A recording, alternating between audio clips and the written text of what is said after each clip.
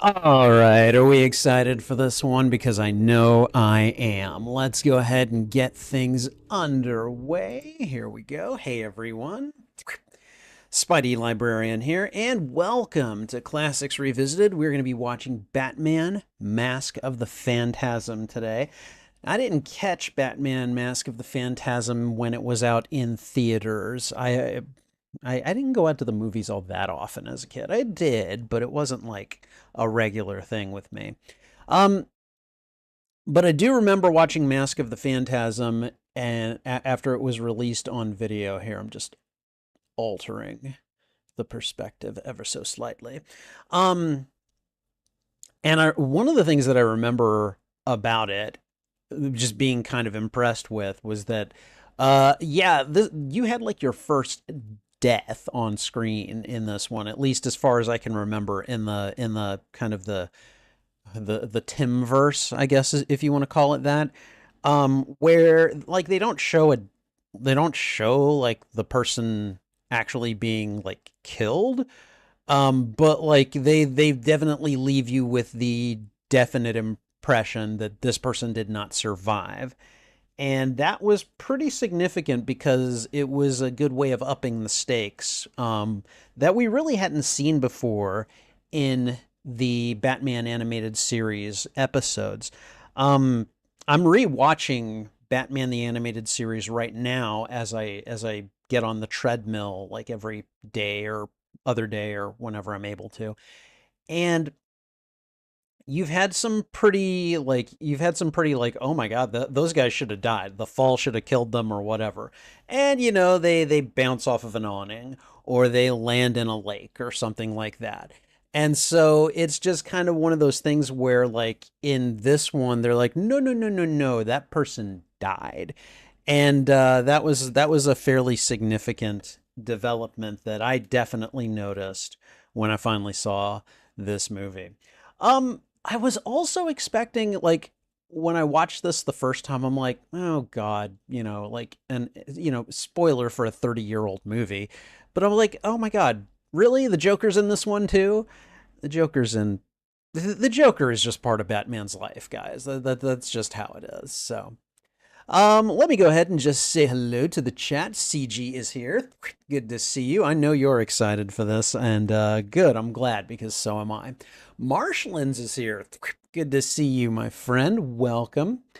Let's see. CG says that he's been feeling excited for the stream. Mask of the Phantasm is one of the first animated films that he can remember checking out. Nice.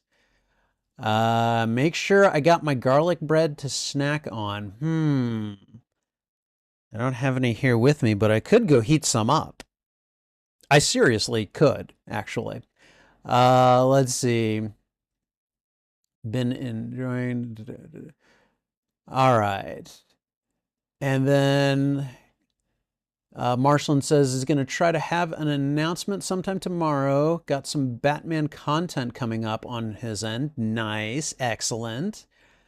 And yeah, the Joker definitely at his height here. Um, I remember thinking when I saw the Joker in this, and again, keep in mind it's been years since I've seen this movie, but I was just like, why? Like, I think I remember it linked back in a maybe not an explicit way, but a fairly implicit way back to like the 1989 Batman movie with Michael Keaton and everything. And yeah, I don't know. I don't know. It was just one of those things. I'm like, huh, that's pretty cool. All right, so let's see. We're going to go ahead and get things underway fairly quickly here, because I actually have to. My car fob, the keyblade snapped off the shell yesterday, and I got a replacement already from Amazon. Now I need to take the thing over to an automotive locksmith and have him cut the key for my blade, so that way I can have everything. I basically so I can have a working car key for my car. So, all right. So what we're going to do to get started is I am going to go ahead and mute the desktop audio, plug in my very, very lovely headphones, put on lovely, lovely headphones, And then I'm going to go ahead and hit play on the feature. And hopefully, you guys will not hear any of what I'm about to hear. HBO movie presentation fanfare. Warner Brothers fanfare. Bum, bum, bum, bum, bum, bum. Bum, ba-dum. All right. And now, oh, we're seeing a whole lot of 3D animation, and where I don't remember seeing that up to this point in Batman Mask of the Phantasm. Okay, I'm going to go ahead and just take things all the way back to 000, and we'll leave it at that. All right, CG says that Mask of the Phantasm is the first film in the Timverse. It came out in 1993, the year after Tim Burton's second Batman film. So I guess it makes sense there would be some oblique tie-ins to such things. So, all right, okay. Now let me think. What can I do? What can I do? There we go. And of course, we've got my laundry over here, but you know, whatever. And then way in the back, you can see the box for an air conditioner that I have. It's really tall, and then it's got Trouble's little bed on it. I don't know if she uses it. I just put it there recently, so if she doesn't like it, I'll move it. So, all right. Okay, so we're going to go ahead and get started. Now, before I get started, I just want to let you know if you are new here, if you are somehow coming up on this live stream, like you come upon the VOD some time far from now, probably. If you're here looking for audio and video from the feature in question, I'm afraid that's not going to happen. What you see here is what you get. It's the camera pointed at me while I watch the feature in question and me reacting to it. You have the opportunity to watch it along with me. This is basically a watch party, and I will have and we may as well just bring that up right now. I will have the timer right here. There we go, right there. And you will have the opportunity to watch it along with me if you have access to the film in question. Also, I will be making reaction video content off of this footage at some point in the future. Don't know when, but it will happen. So those are the two reasons we're doing this live stream. Also, since I will be making a reaction video off of this, we will be doing an introduction. We'll do the viewing. We'll do what I call the post-mortem, where we review and react to what we've watched. And finally, we'll do an outro, and then we'll be done. So that's the basic kind of workflow of this live stream. So let's go ahead and we're going to get started here in just a moment. Bonk. Oh my God. Yeah, nothing is stable on my table, and of course, I had to alter that shifted the camera just a little bit. So, all right, let's see. I think we are good to go. So I said we'd start with an intro. We're going to start with that intro right now. Hey everyone, Spidey Librarian here, and welcome to Classics Revisited, the live streaming show where I watch a classic movie that I have enjoyed and react to it on my YouTube channel. Today's feature is going to be the 1993 film Batman Mask of the Phantasm. Please remember that Classics Revisited serves as both a reaction and watch party, so this will serve as a reaction and watch party to the 1993 film Batman Mask of the Phantasm. Now, I didn't see this movie when it came out in theaters, but I kind of wish I had. I waited probably about a year or two. I may have been in college by the time I watched this one. I can't quite remember. All I know is that when I watched this movie, I was like, whoa, this is good. And the thing about me is that I really like dark stuff. Now you can go too dark with me, but generally I tend to like things that have kind of a dark outlook because I feel like that's when the stakes are higher. That's when there is more of an obstacle for the hero to overcome. And man, Batman Mask of the Phantasm was dark, especially for a cartoon tie in. And one of the reasons I remember it is because, well, a couple of things. One, the Phantasm, we hadn't seen this character before, at least I hadn't. And then two, we have at least one like actual death of a character in this movie. I don't think that had happened in Batman the Animated Series up to this point. There were lots of situations where people should have died in the cartoon, but they didn't. And that's because the cartoon itself was aimed at kids. I'm not saying this movie wasn't aimed at kids, but when you put material like that into your movie, at the very least, you're acknowledging that you're showing those kids a darker side than they have seen up to this point. And I'm okay with that. Um, Again, this is part of the thing that entertains me. One of the reasons that I've only seen the first, I think it was the TV movie for Battlestar Galactica. Let me tell you something, man, that is dark, and I was into it the entire time. So this movie definitely hits a lot of those buttons that I like as someone who enjoys darker content, someone who enjoys horror content. And I'm not saying this is a horror movie in any sense of the word, it really isn't, but like it definitely kind of leans into some of those elements, maybe a little heavier than you get in the animated series.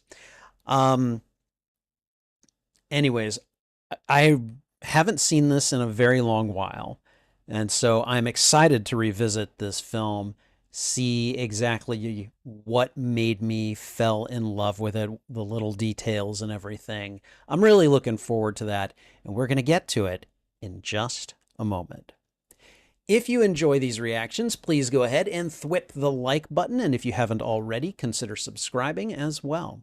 Also, consider sharing this out with your friends, your family, your followers, anyone that you think would enjoy my reaction to these media. In this case, lovers of the DC universe.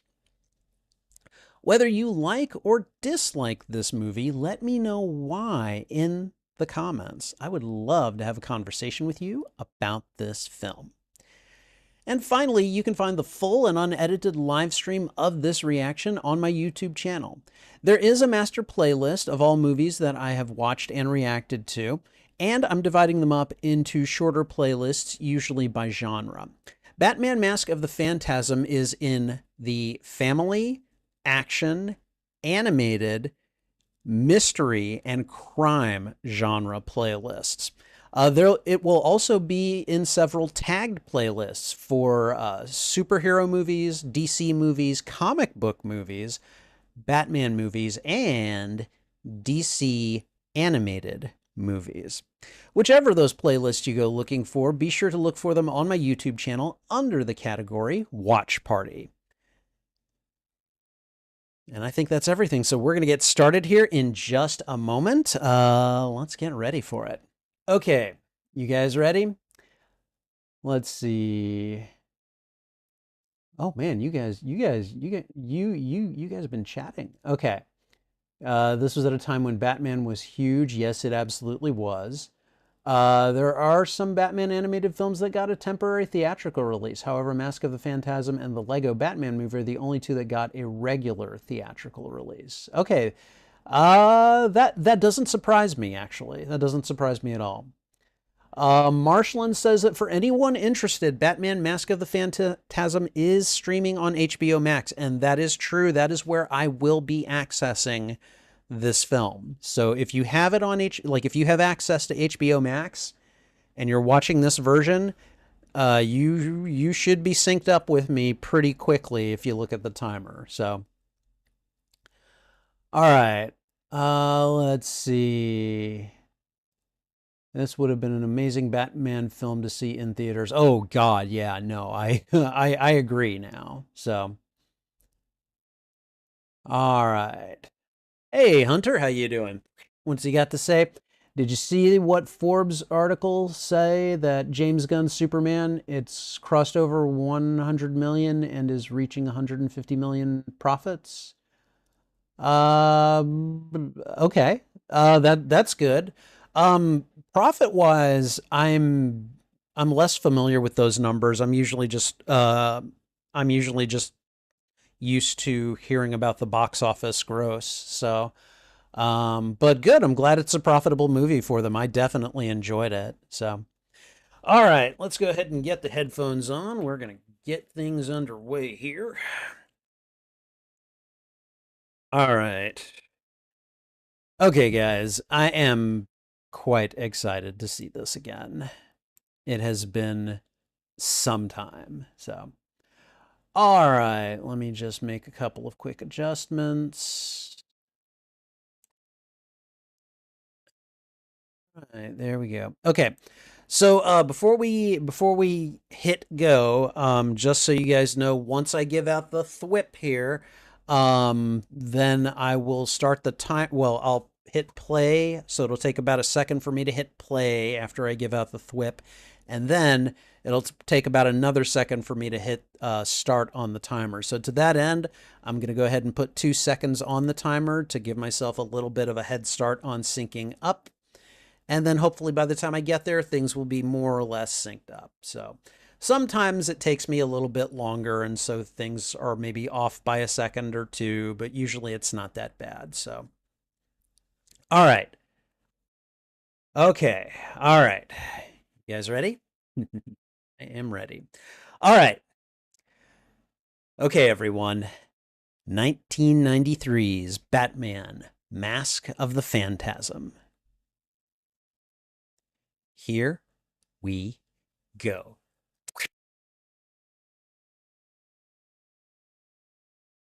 All right. Bum bum bum bum bum bum bum bum bum. Ha ha ha ha ha ha. Ba-da-ba-dum.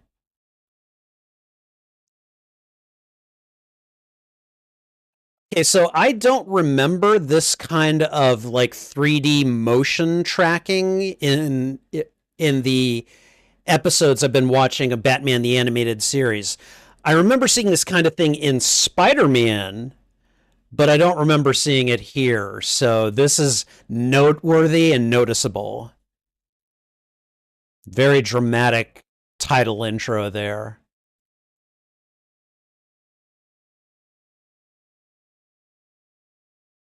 Oh man, the choir voices like singing out the notes from the show. That's the ooh, creates dramatic tension very quickly. All right. Let me just move in just a bit. There we go.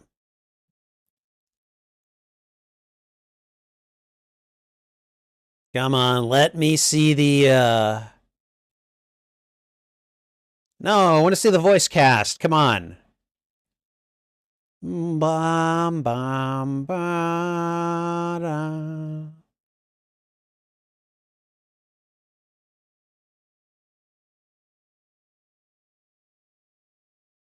God, Jesus, in theaters, like with their sound system, this would have been an amazing intro.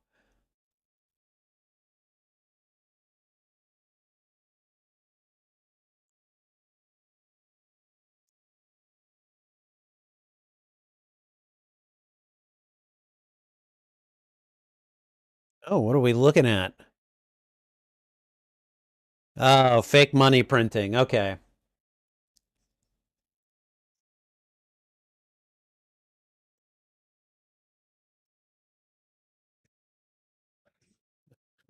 well, I think someone does have a problem with your money laundering.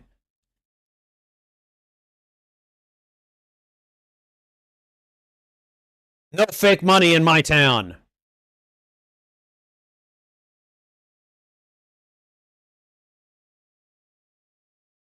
Yeah, I saw that coming.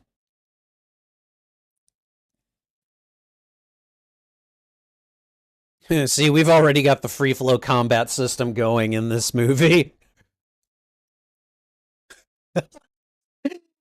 Just knocked him out with the table.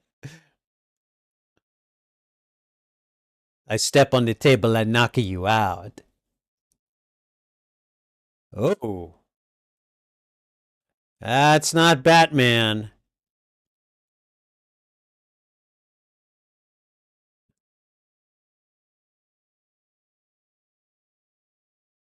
I finally learned. Whoa. Slice the gun. I don't know if we'd seen that either. Chucky boy.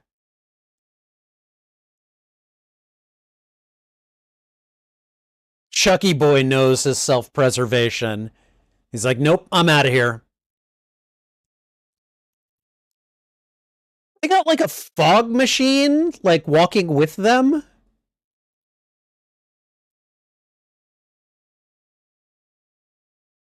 I have a hook hand and I don't like you.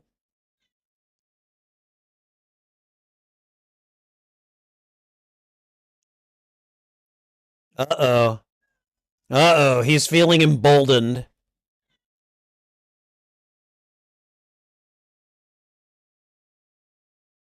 I'm telling you, man. Is that fog or is that smoke? Oh, here it is. Boom.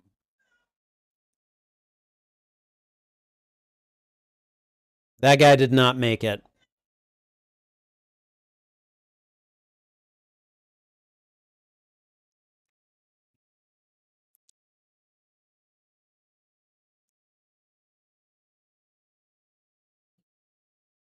And he's like, whoa, whoa, whoa, whoa, whoa, who are you? All right, I'm going to let the movie play. I'm going to take a second to let Trouble in because she is just mewling at the door. So, yes, I'll try to be quick here. Mayor talking. Got it.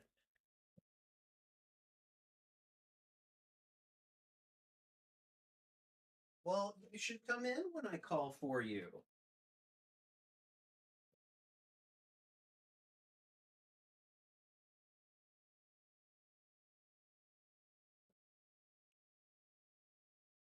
Oh boy, this old argument again? I love Alfred.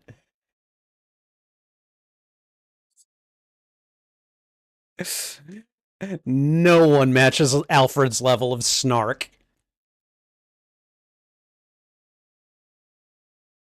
Piece of windshield, really?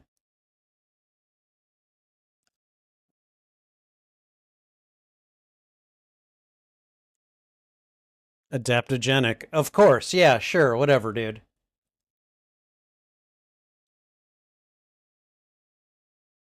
No trouble. You cannot come up here.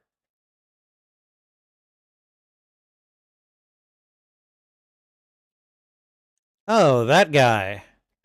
Oh, okay, he's campaigning for mayor.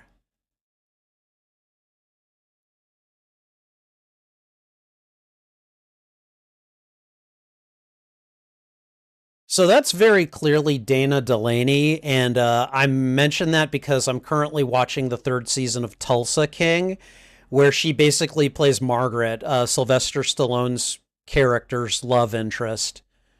She's pretty good too. But yeah, I recognize that voice.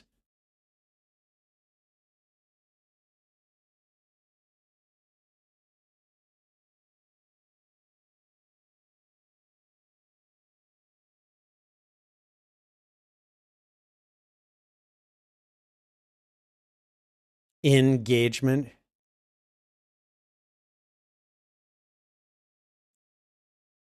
Oh boy.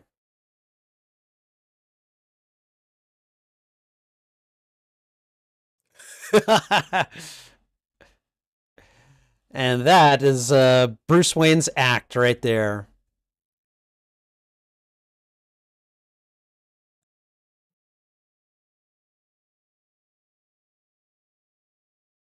Apparently.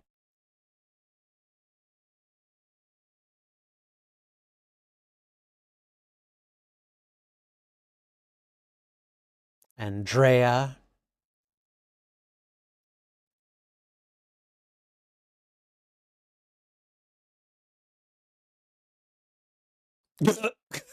You know where you can stick it.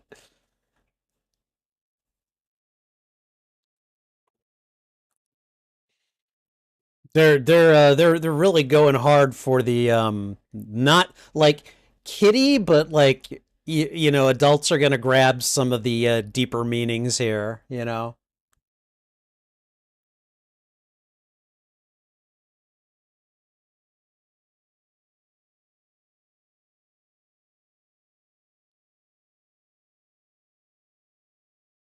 And flashback time.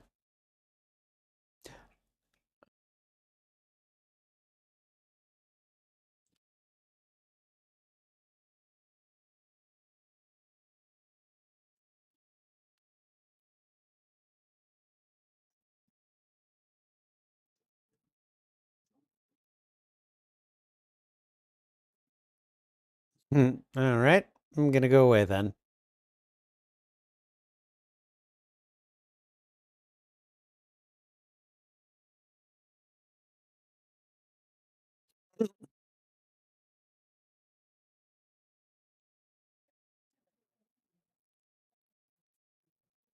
Gotcha. Yeah.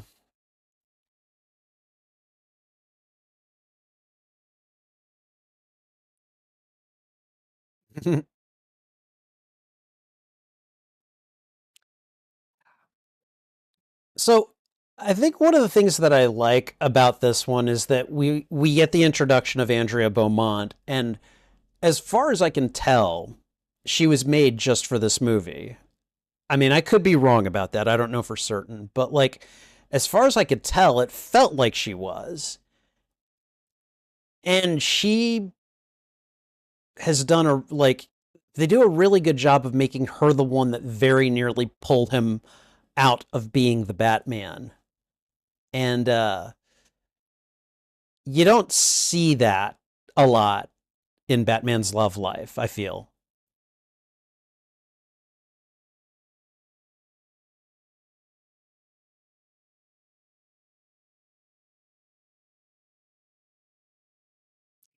I don't know. She's very cute the way she flirts with him.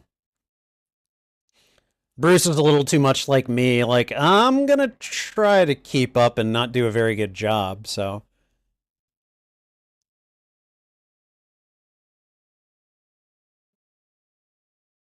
okay, so this is before he became Batman, but he's still trying to be a vigilante.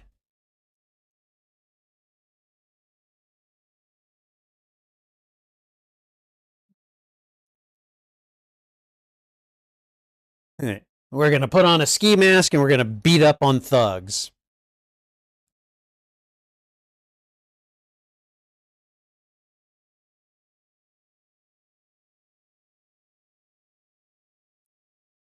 Mr. Kung Fu.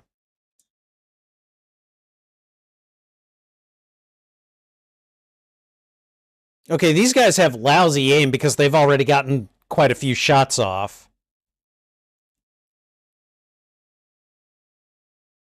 Oh, you definitely took some hits that first time. Yes.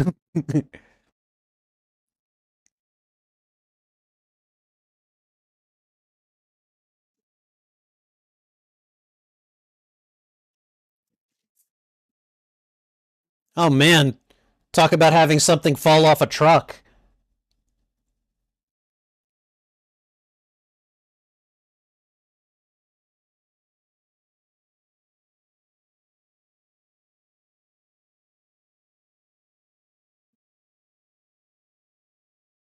And oh, it's that black.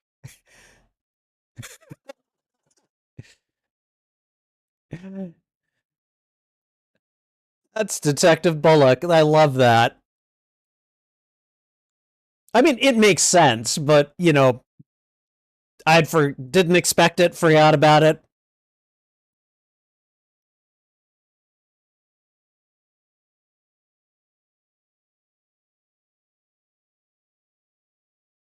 Oh, well, that car's not going anywhere after him.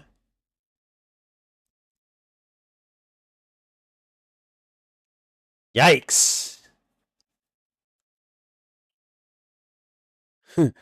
You stop the car. Truck. Stop the truck.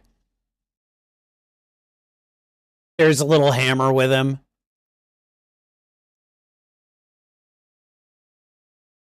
Oh, God. Glad he was able to hang on. And we're tire popping. Pop off tires. Pop off.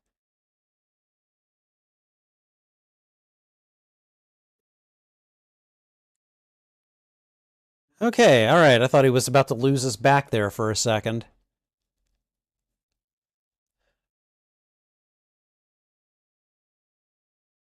Time for you to go, yeah.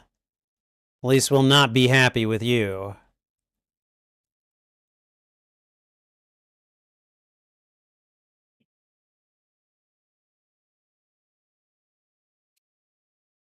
Alfred before he went gray.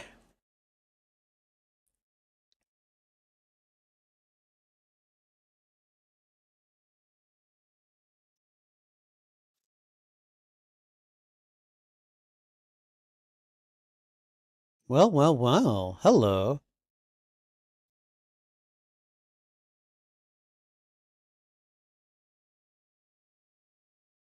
Oh, she expected him to call her.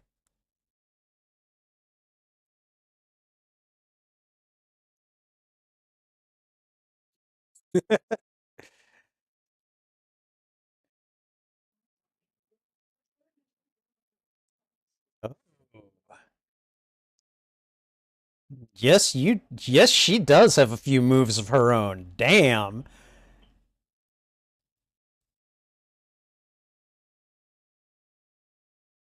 I'm sorry, but if a woman was able to throw me down like that while I was practicing something like that, I'd be like, "Oh, hell yes, baby."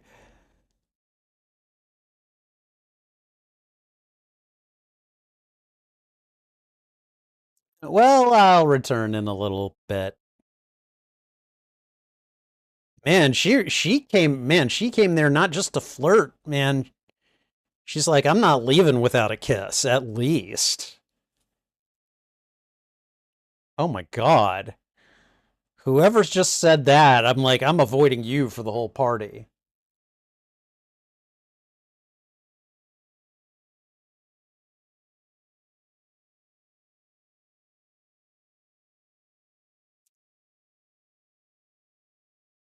Boom, boom. Who are you?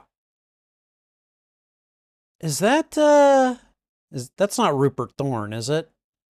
No, no. Mr. Bronsky? Mr. Bronsky.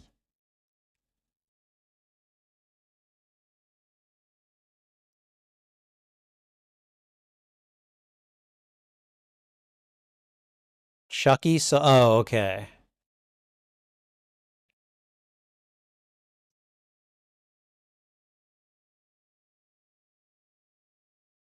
Buzz?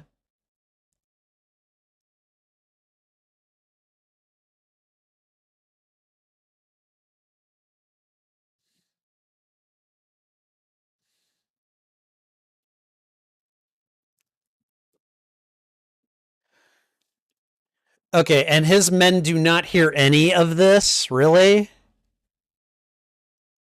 That was a booming deep voice that announced it, you know? They're not hearing any of this. Oh yeah, pickaxe versus this insanity, sure. Is the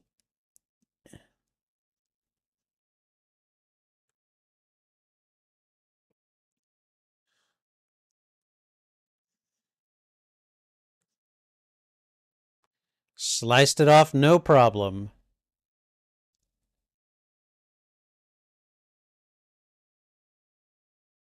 Nice move.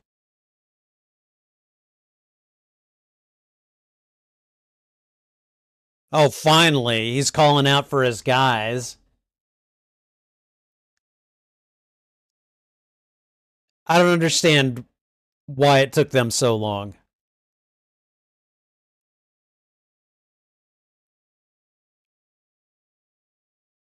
Oh god, he fell into a hole that was already dug, right? Yep.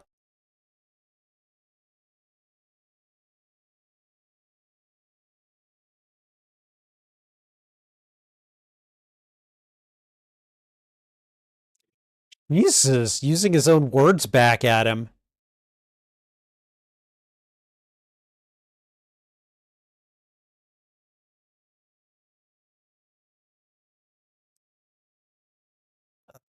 Oh boy. Yeah. Yeah. I see what's happening.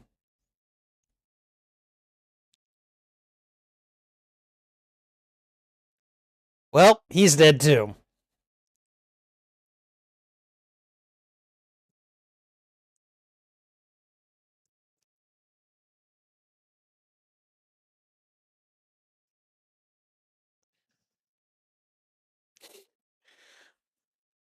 The bat does not travel with a fog machine, okay? You underworld cretins need to. Whatever.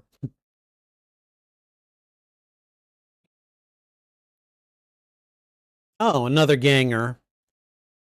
Second mob boss slain.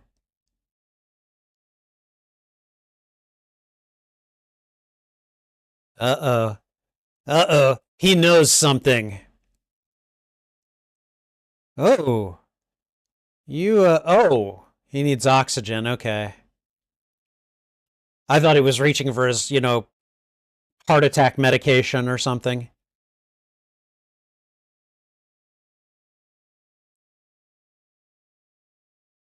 Arthur Reeves. Okay.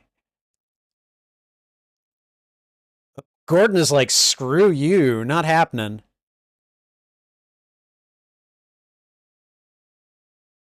This guy is just sleaze incarnate.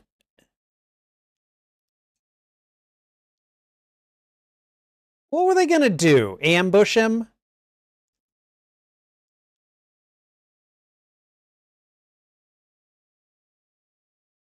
Yeah, he doesn't come to the bat signal for just anyone.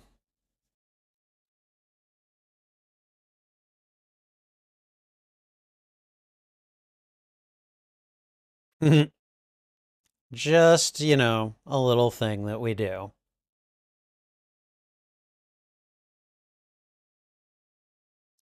Well, well, well. Okay, say nothing. Just stop, look, and then go away. Good man. Oh my god.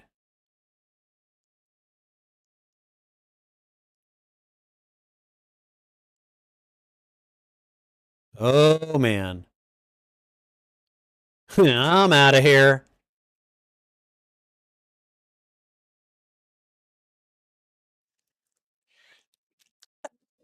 I mean, it's entirely circumstantial, but yeah, yeah, it could happen.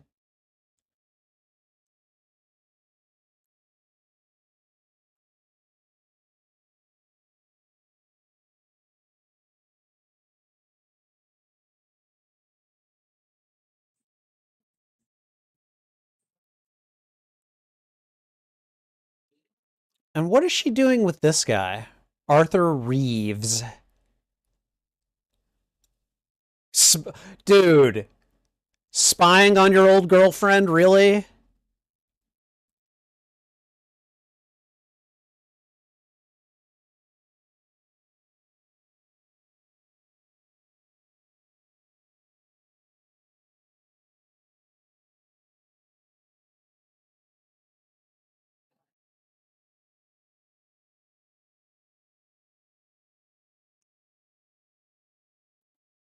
Okay, dude, how long has she been out of your life and you're seriously obsessing over this? Give me a break.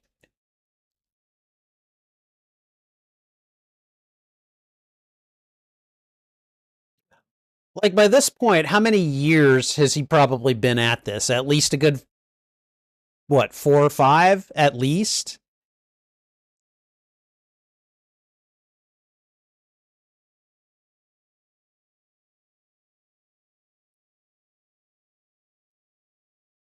So this kind of, I don't know, amusement park reminds me of a section of Arkham City that does this whole like vision of the future kind of thing.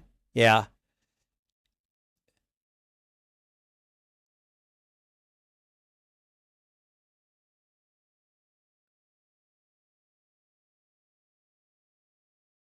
They snuggling and flirting and being all cute on the roller coaster.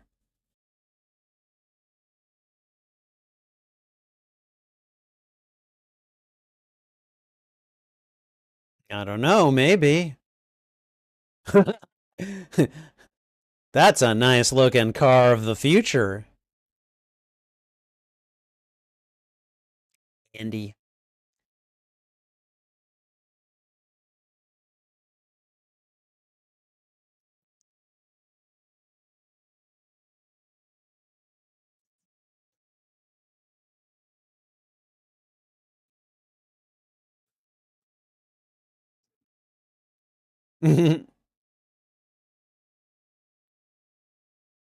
Man, she reverse psychologied him good.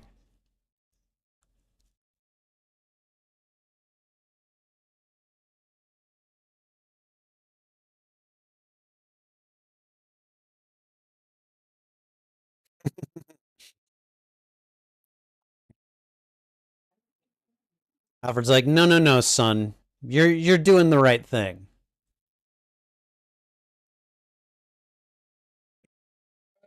There's there's Reeves right there.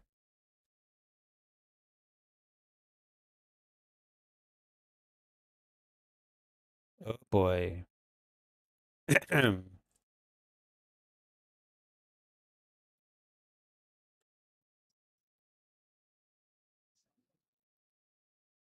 Yeah, future city councilman there. And once and always sleaze.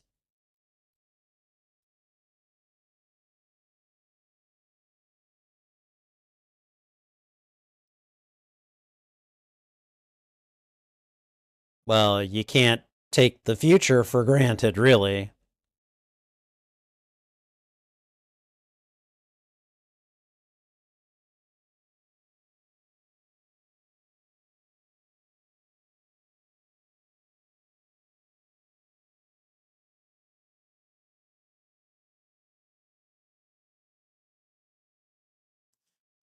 Okay, so is that Valestra in the mansion with the oxygen machine?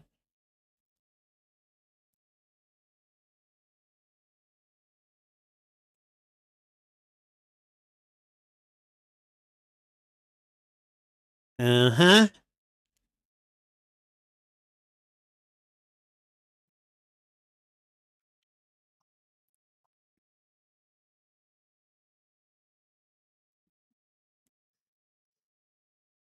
You can't have it. It's my cash box.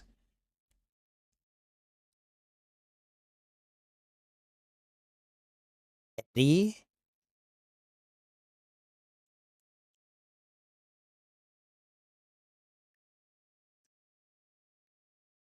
Oh. Oh, dude. Knocked a dude out with a sack of coins or something. Yeah, into the river with you.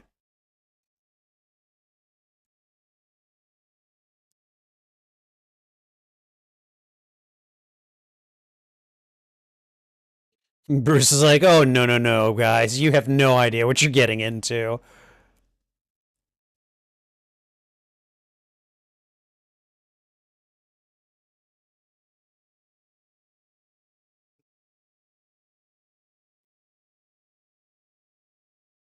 Okay, I fail to see how that's actually physically possible, but we'll take the W here. Uh-oh. Eee.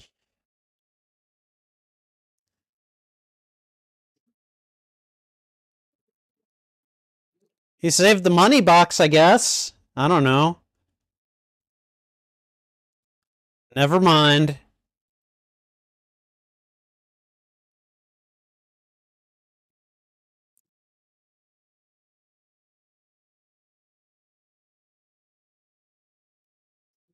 Dude, come on.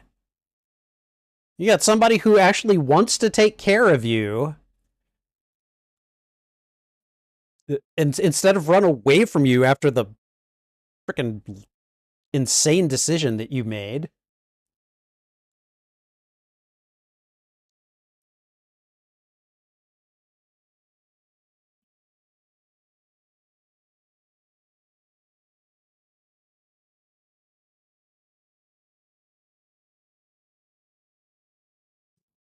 Oh,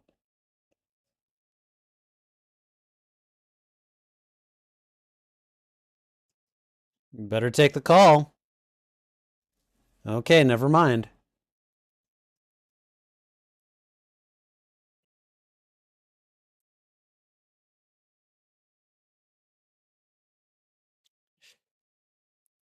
Well,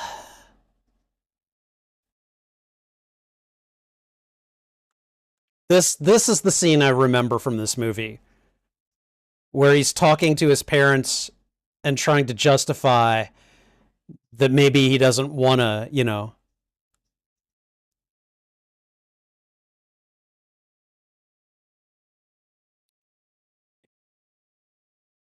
The gravestone is not judging you, Bruce.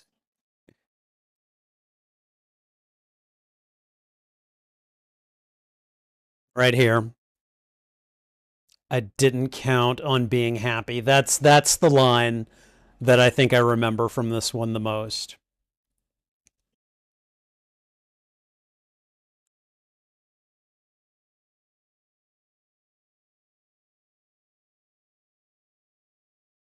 Oh, I forgot about that.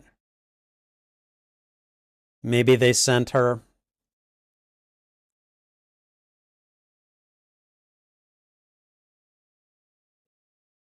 Okay, okay, fine. I guess I can understand the obsession a little bit, but still.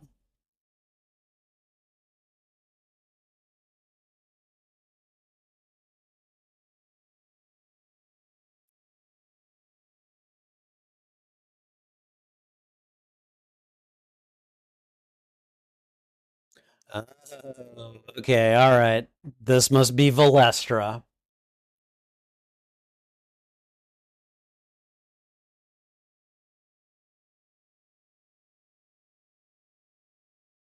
It's not the Batman, you moron.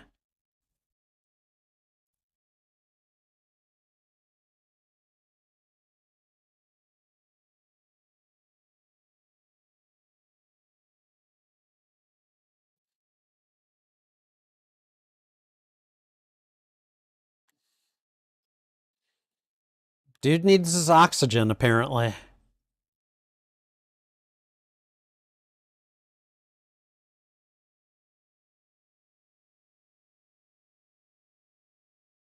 Wow, just left the Mob King in his car.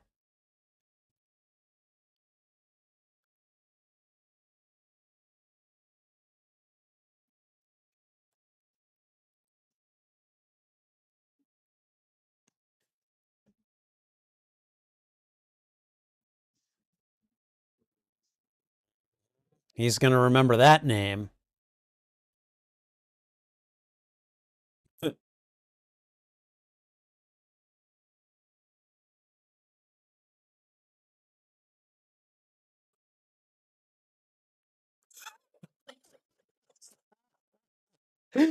Oh, God, I love Alfred.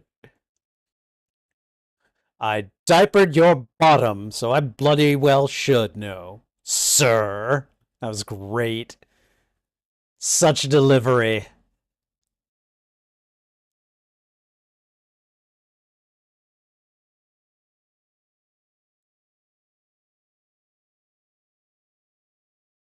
Yeah, okay, Valestra, blah, blah, blah. Sol. Whoa, is that?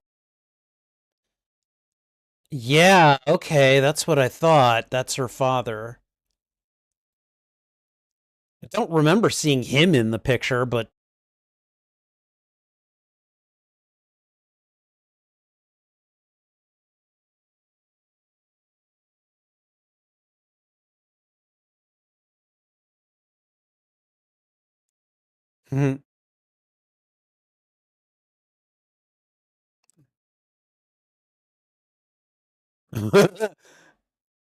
He is terrible at staging a proposal, apparently.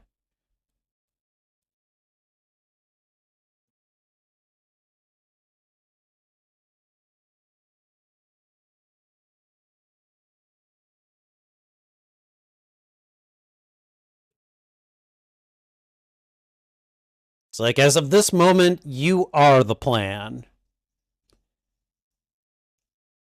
Okay, and then the bats show up. Oh boy. Suddenly we have inspiration.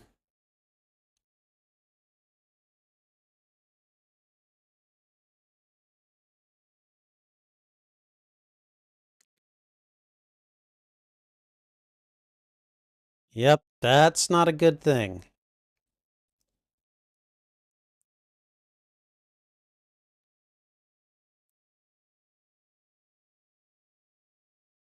Oh.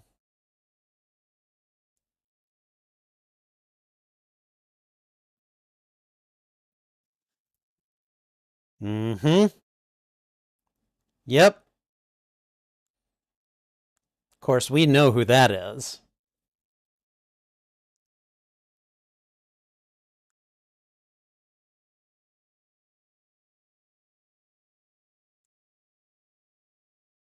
Oh no.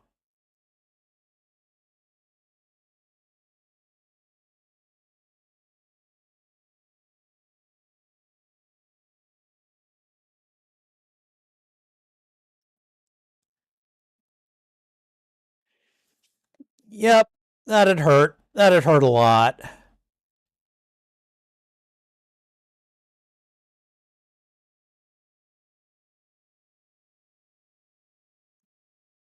Well, Tom and Martha, I guess you've got me back.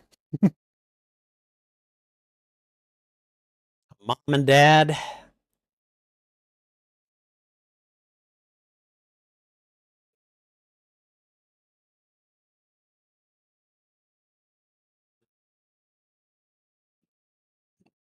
And the cowl is last.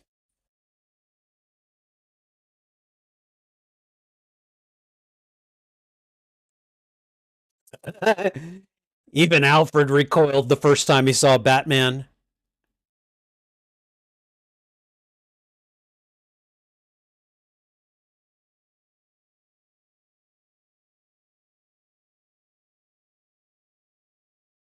It's like, I'm taking this picture for science reasons. Nothing sentimental at all there. Just science reasons.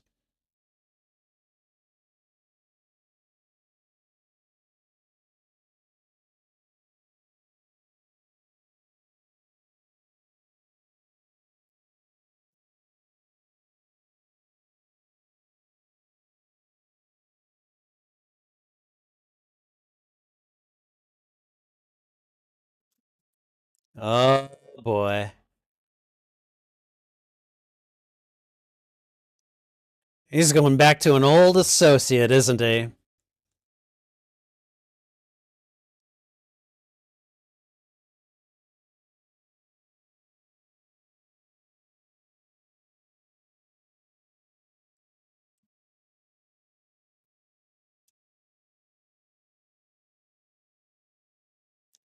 Yep.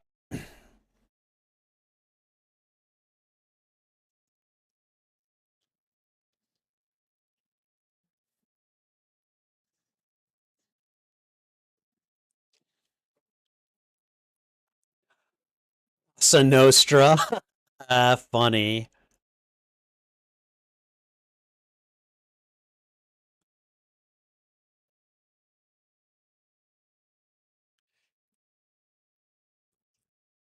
Jesus.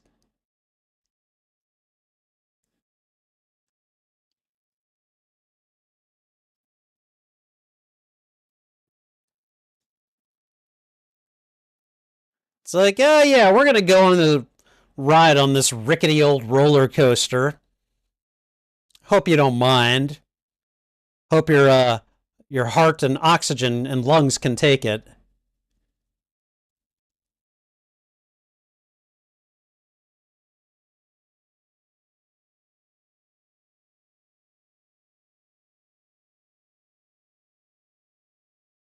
God, I love Mark Hamill. Best Joker.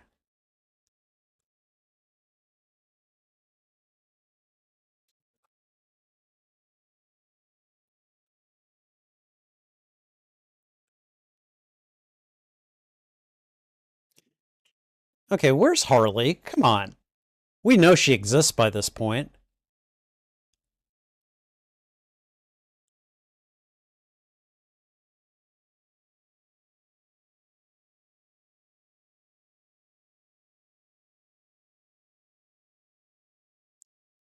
Guano Man? Guano Man?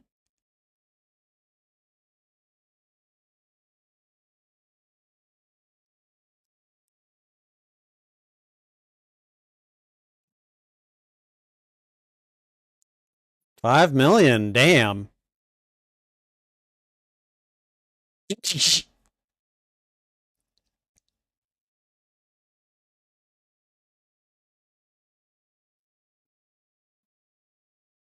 Uh-oh. Yeah, that did not that was not the right move.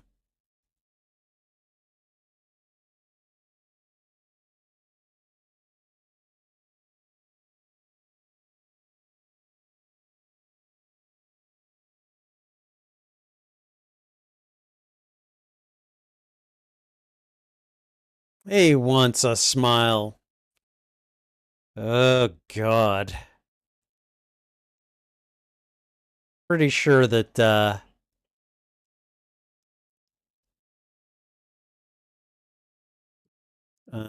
no.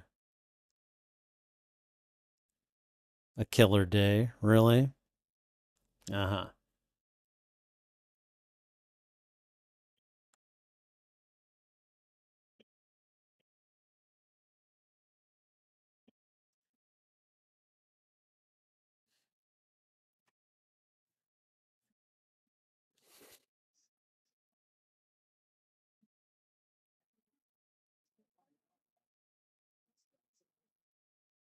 Yep.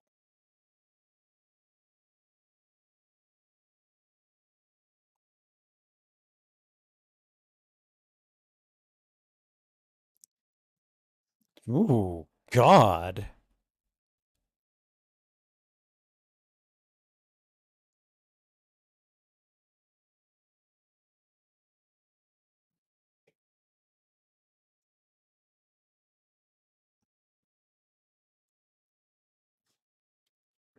I don't know about that.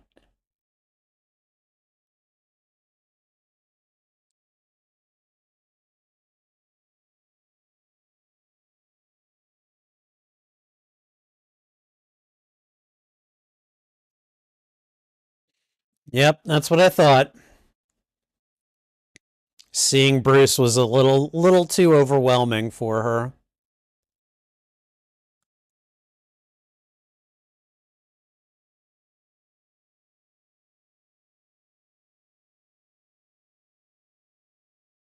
Interesting little is that a teleportation trick that they're doing or what?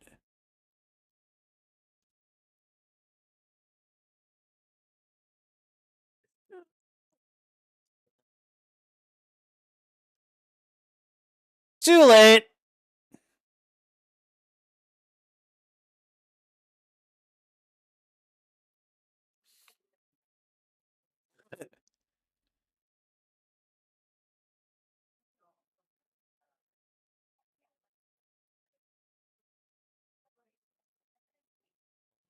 Yep. Nice bomb.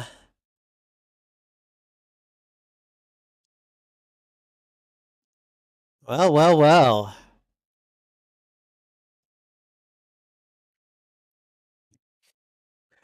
The Phantasm looks a little bit like Azrael. Like couple of obvious touches and then some that are like, no, that's not Azrael, but And here comes a Batwing for you.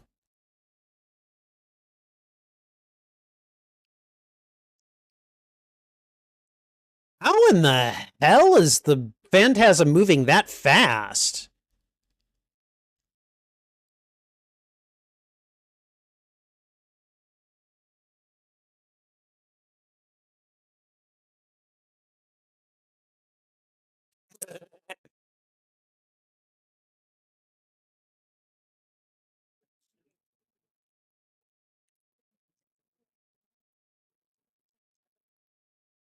Seriously? Get the hell off my Batwing. That's what I'd be saying. Like, oh hell no.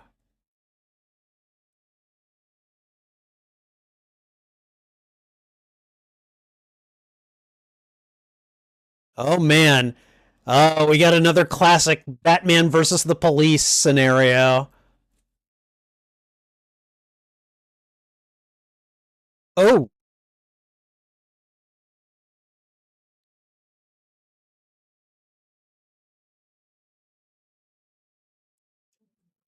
you're not going to be able to follow there.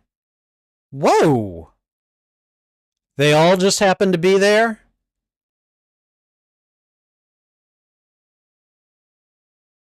Nice to know the police basically got their marksmanship credentials from the Stormtrooper Academy of Marksmanship.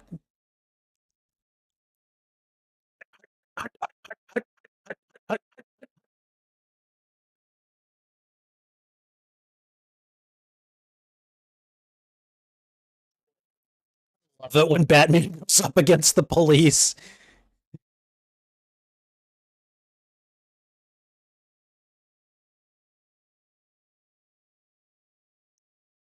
I hope you brought a mask, dude.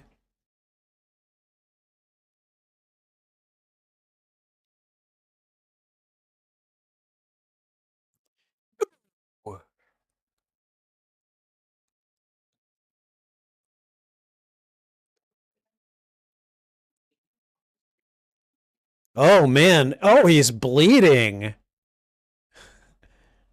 I don't think we saw that in the cartoons up to this point either.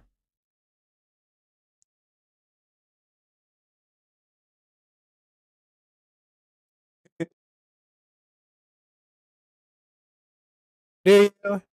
Do you really?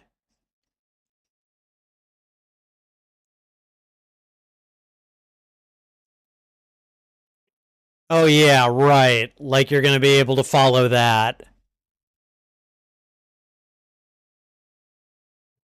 I forgot.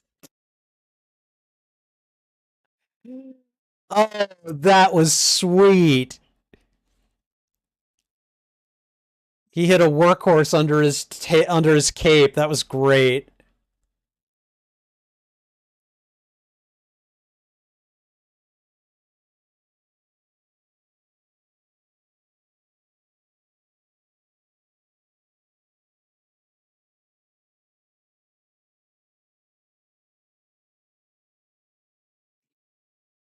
Uh huh. Oh, don't tell me Bullock was able to scale that fence. You know that wasn't true.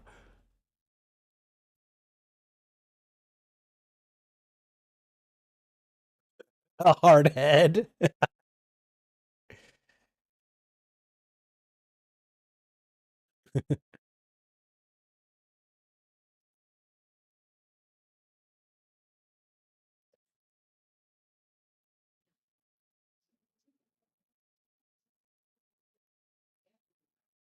Okay, is it time?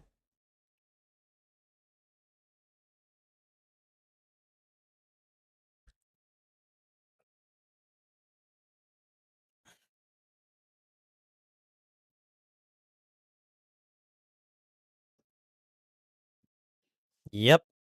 Creepy guy.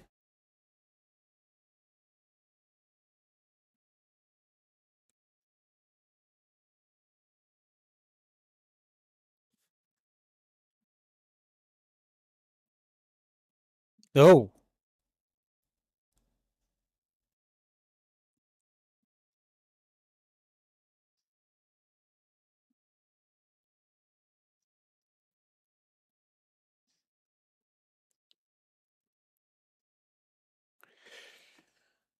Okay.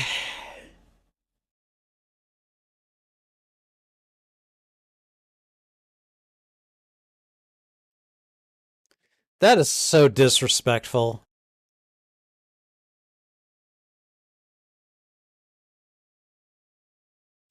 Yikes.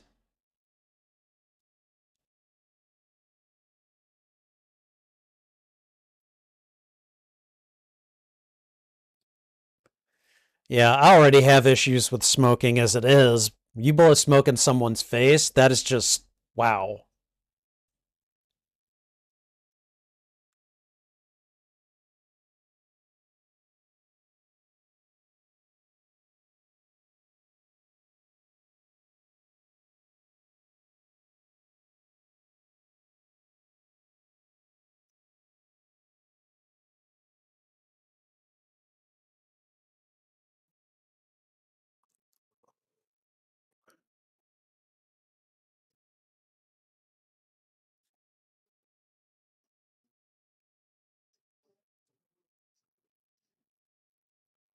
Boy. Okay.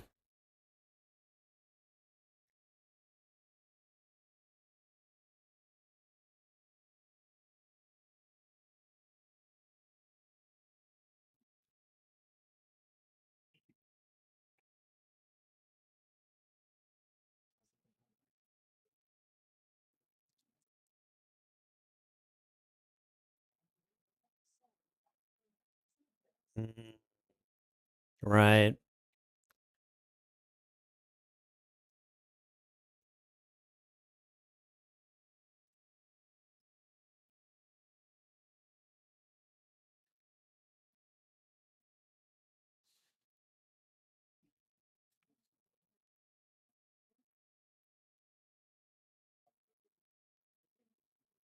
Oh boy.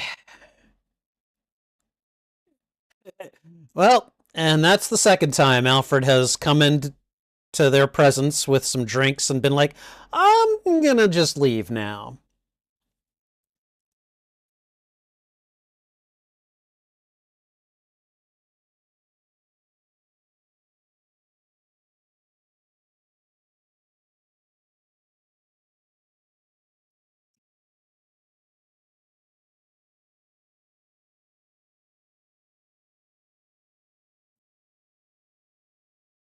Mm,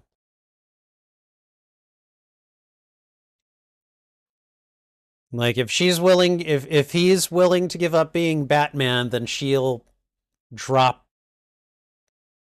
the whole her father thing.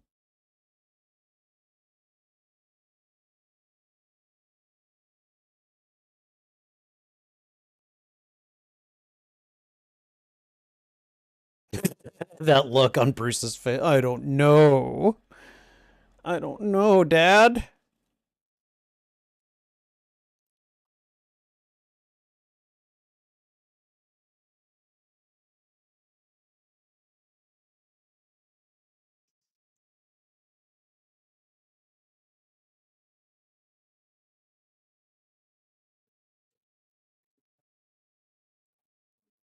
See, we're doing such a good job of really getting to the core of why Bruce became Batman and how things could have been different if he had just found happiness beforehand.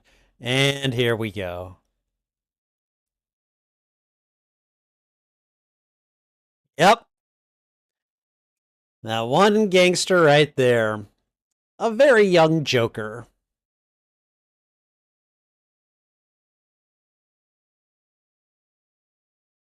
Maybe he's just that good, a-hole.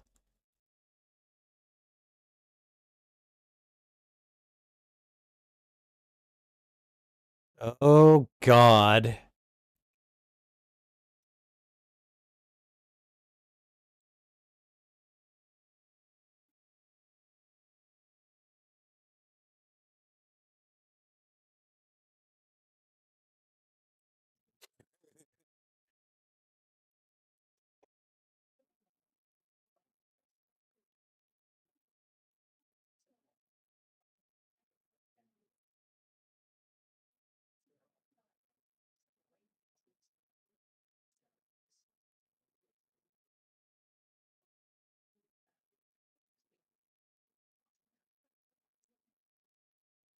Ooh.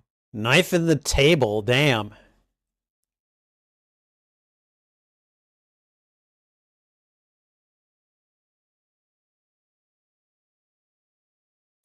The ghost of Christmas future.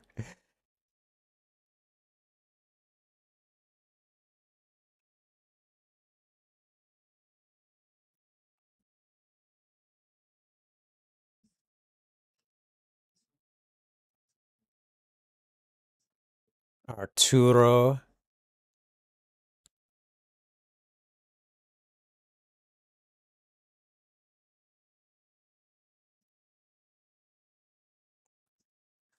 I keep forgetting exactly how he's tied into this, but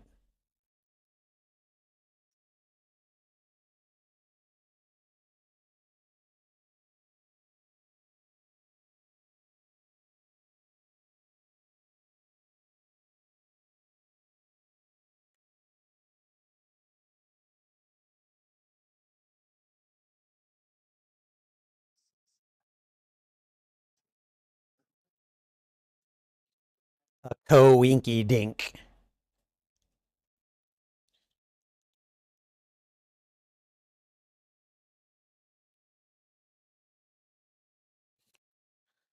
Okay.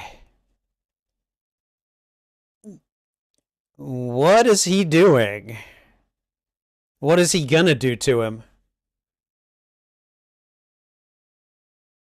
He gassed him, didn't he?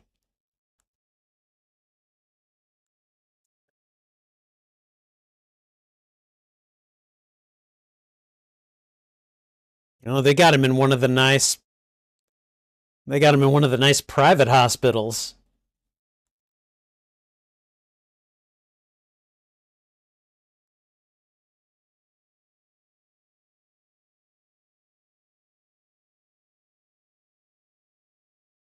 Man, Joker gassed him good. At least he didn't kill him, but man, he really put the screws to him.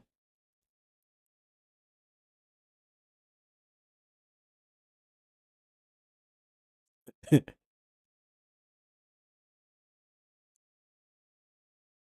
just starts giggling.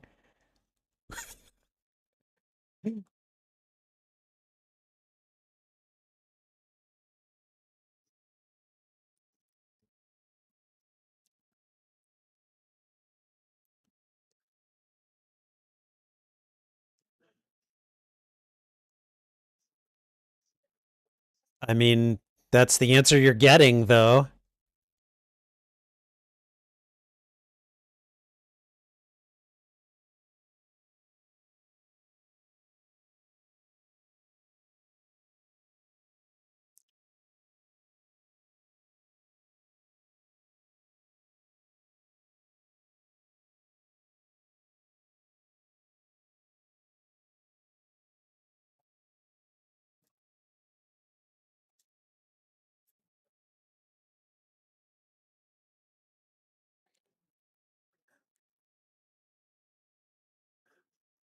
Well, he's not getting out of there anytime soon.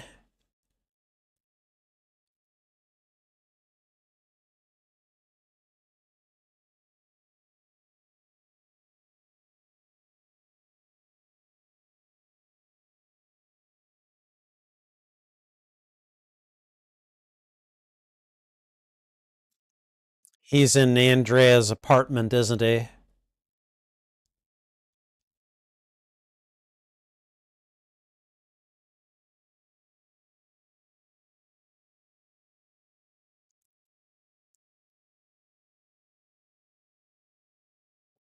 Okay, why are you picking up the phone?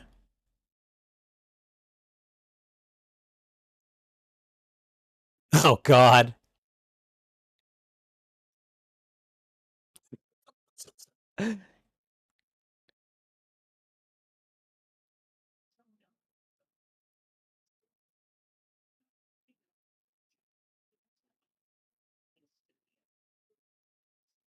Airmail, huh?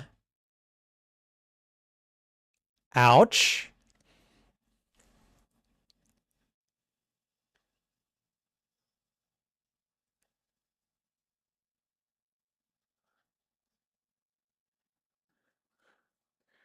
It's like, how can I get him this time? Oh yeah, we'll try to airmail him a bomb.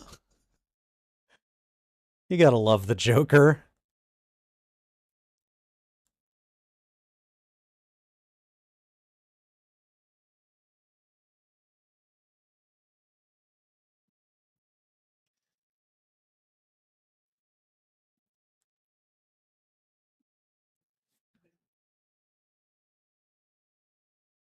Took the apple. So as far as she's concerned, the Joker is just as culpable.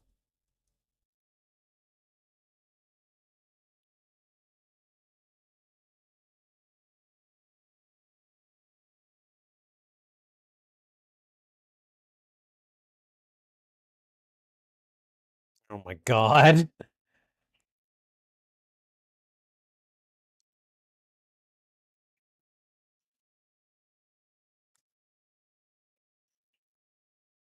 He is not even bothered. He is not bothered at all.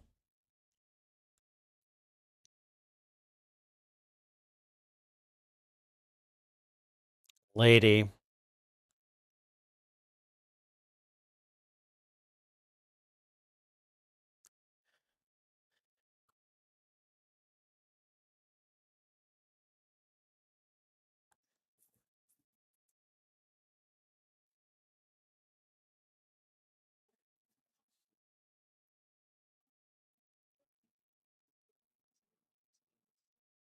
That's not smoke. I gotta say, that's not smoke at all. Ooh! He just got right in there and beat the crap out of her.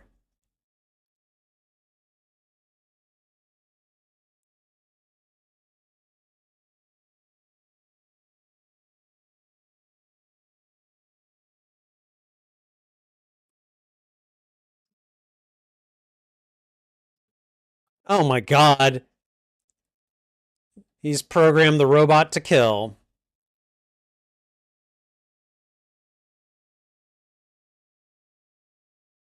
That's gotta feel good, being able to. Okay, alright. I think I should point out he just beat her with his meat. I'm just saying. It's like a really big diss.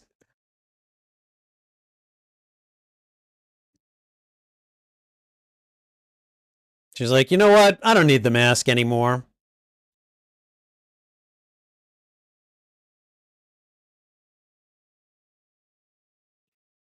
It's a literal, really big fan.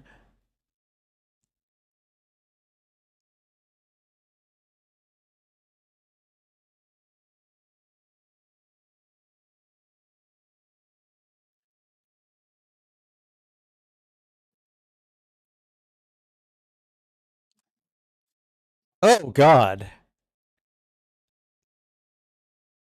It's like, nope, we're gonna suck you into this thing.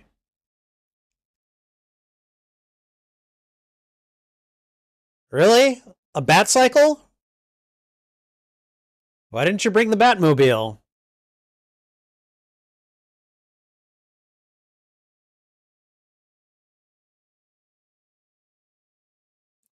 Okay, do you have any idea how ridiculously strong that fan would have to be?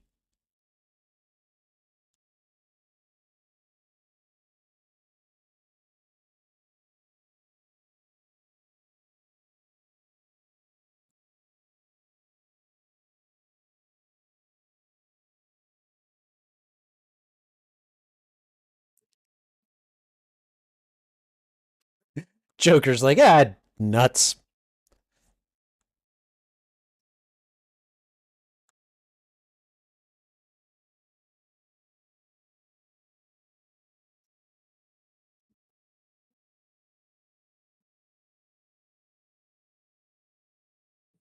Oh,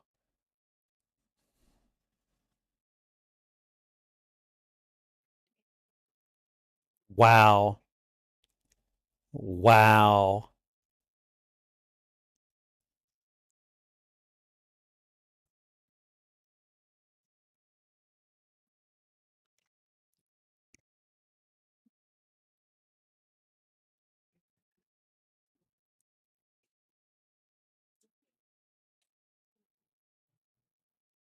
You could have offered to go with her, you moron. You'd be like, let's take him down together, get him arrested, then we'll both give this up and we'll go have a bunch of kids or something.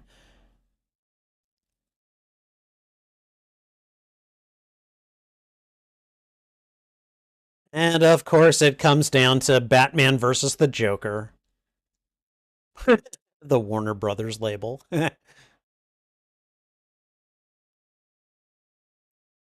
Ooh, Batman's a kaiju now.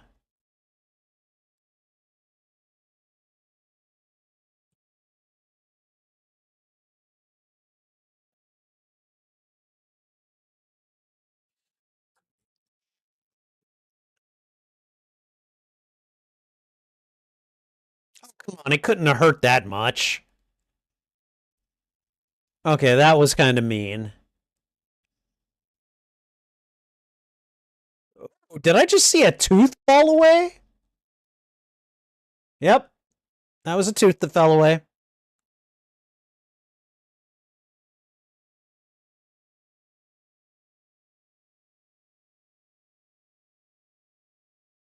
Are the drones going to fire a little tiny bullet? Oh, okay. They're going to.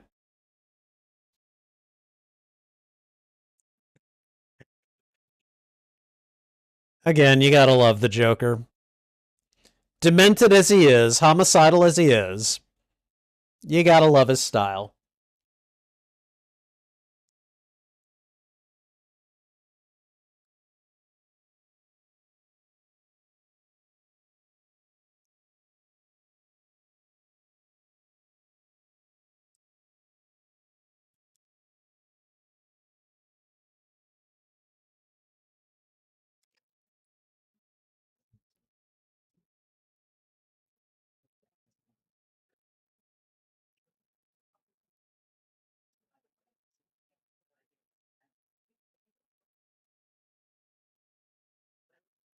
Oh boy. Well,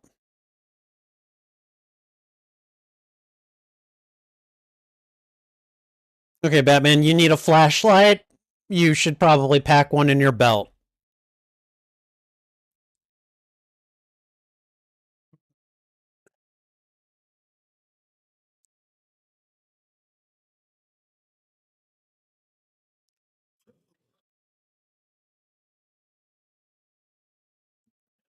Okay, I've gotta ask, where does he get those wonderful toys? You know?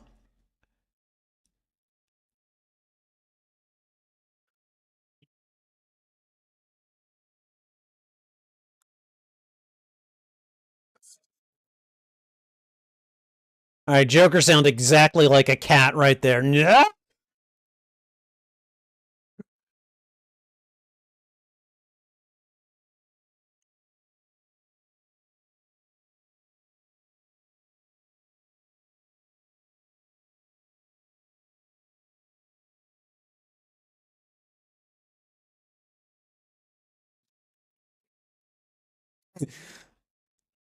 I like how I like how they're keeping Joker's lost tooth in all of the frames.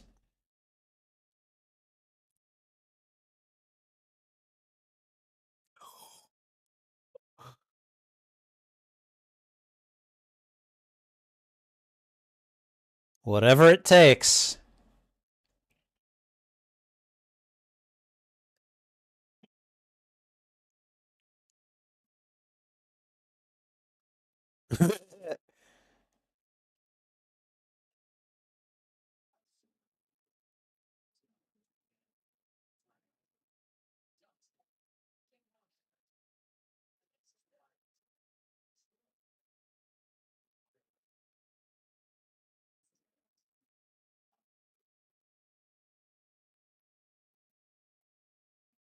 Wait, what is she gonna do?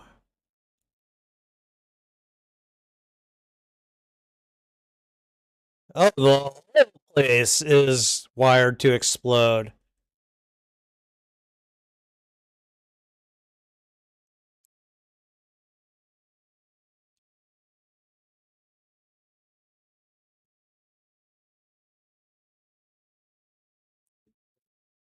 Well, well, well.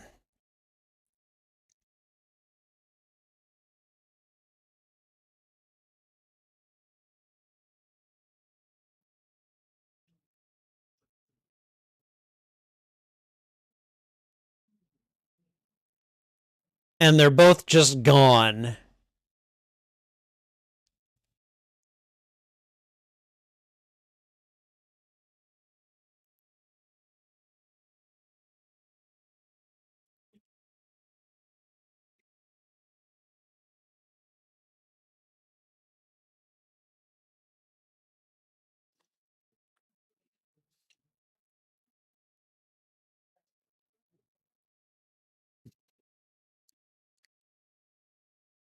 Well, nice fireworks show to watch, I guess.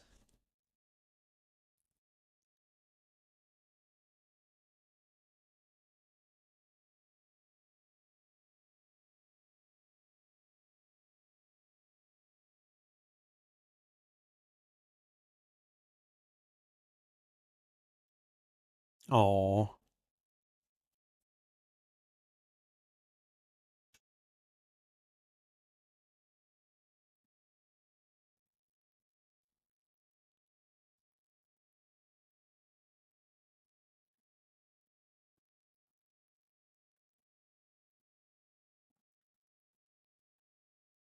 what? What is that?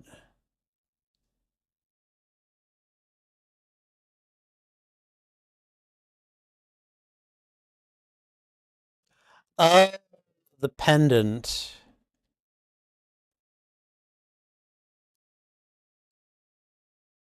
So did she leave? Did she leave it there for him?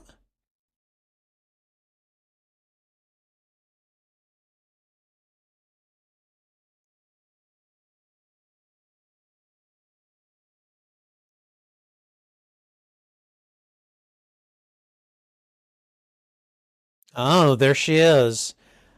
For some reason, I thought she had died in this film.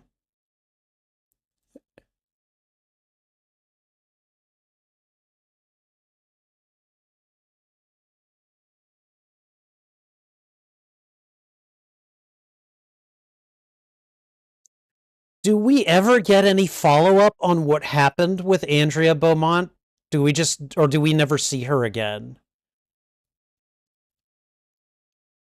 I mean, I could probably just look that up, but like, wow. Like, what a great character. Honestly, would have been really cool to have had some follow up and know more about what happened to her.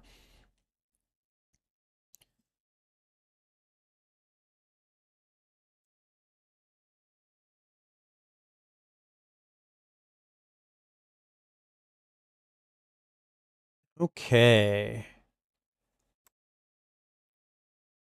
And we've got about 4 minutes of credits featuring the voice talents of course, Kevin Conroy as Batman, Dana Delaney as Andrea Beaumont. She did a fantastic job. Hart Bochner as Arthur Reeves. I don't know who that is. Stacy Keach Jr. as the Phantasm and her dad. Abe Vigoda as Sal Valestra. Dick Miller as Chucky Shaw. John P. Ryan as Bronsky. Ephraim Zimbalist as Alfred, and of course Mark Hamill as the Joker. And the credits went by a little too quickly for me to get everyone. So so really, one thing that I noticed about this movie is that Commissioner Gordon is like barely in the movie, and he's basically there to just basically say this to Reeves and the rest of the cops. He's like, I'm not going to help you guys take him down. You do it. You do it on your own. Like screw all of y'all, basically. You know. So oh, we've got like a We got like a feature song playing over the credits too.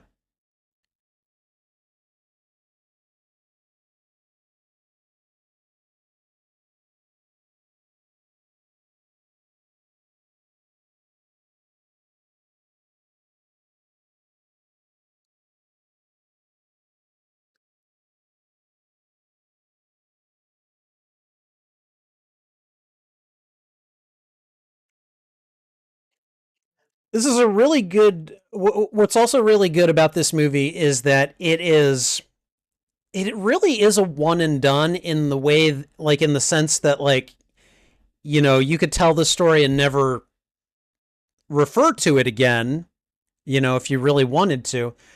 But I mean, really, if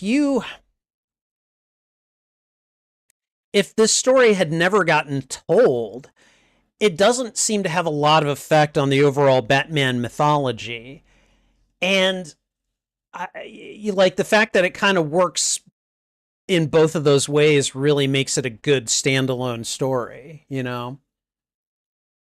So, I don't know.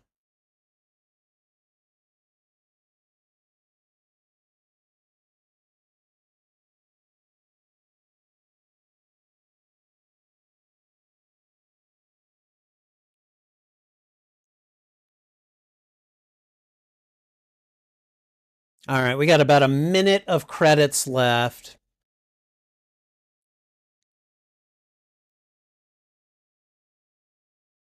This is a very, very like appropriate sounding song. It's very like regretful and stuff.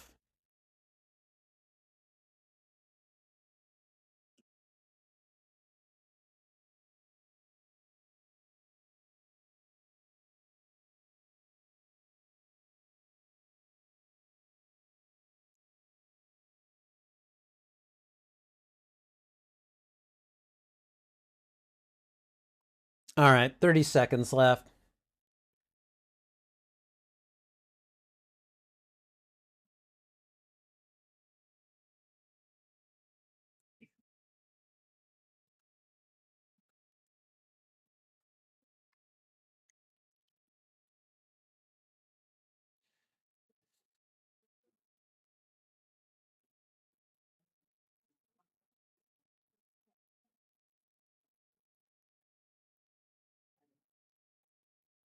Okay. All right, we are done. Batman Mask of the Phantasm. Always like, again, chances are if it's on Classics Revisited, I'm pretty sure I'm going to enjoy it again. But yeah, no, this was a nice rewatch. And yeah, I don't know. I find Andrea Beaumont to be a fascinating character, partially because she strikes me as a one and done character. And she's like a one and done character though that like really counts. And I just really I like her for that way. I think the fact that she's also voiced by Dana Delaney helps, because I do like every. I haven't seen a lot of her performances, but everything I've seen her in, she's been fantastic. So she's a really, really good actress. All right, let's go ahead and do the postmortem. All right, that was Batman Mask of the Phantasm, and oh man, such a good Batman movie. Um, I feel like this is a very uniquely powerful entry into the Batman mythology for a number of reasons, and I think a lot of them center around the fact that this is mostly a one and done movie. I don't recall that there are a whole lot of references to the character of the Phantasm or Andrea Beaumont or anything like that. This really was a fairly self-contained story, and it's interesting because it ties in a little bit to the mythology of Batman Year One, in that we at least do see Bruce trying to like be, Batman, or at least be a vigilante and then eventually become Batman. And like this feels like it could kind of dovetail with it, like maybe just precede a lot of the events before Year One. But I think what's the most fascinating about this movie is that, while the Phantasm is definitely an interesting, like a visually interesting and just, you know, very kind of parallel character to Batman, um, this movie does a really good job of exploring Bruce Wayne being at the precipice of becoming Batman and then really having to decide whether or not to make that choice to become Batman. And Andrea is the one reason that he would give it up. He would never become Batman if he had decided, like if things had worked out and be like, okay, I have a chance to genuinely be happy and I'm gonna take that. And I really like that this movie explores that and then turns it on its head by showing that Andrea is basically going through the same journey, or has been through a lot of the same things that Bruce had. Um, and so instead of becoming closer, she leaves him at the end. And what's really interesting is that because like if this movie had ended the whole Batman the Animated Series saga, you could assume that she dies, you could assume that the Joker dies, and that, of course, Bruce Wayne will go on being Batman. And of course, that did not happen. And so the Joker very clearly survives, and Andrea very clearly survives as well. And so it's just like, and she's just like, I'm done. I'm alone. I'm it. This is it. I'm out. I'm going to go be a recluse somewhere. And, the world will never deal with her ever again.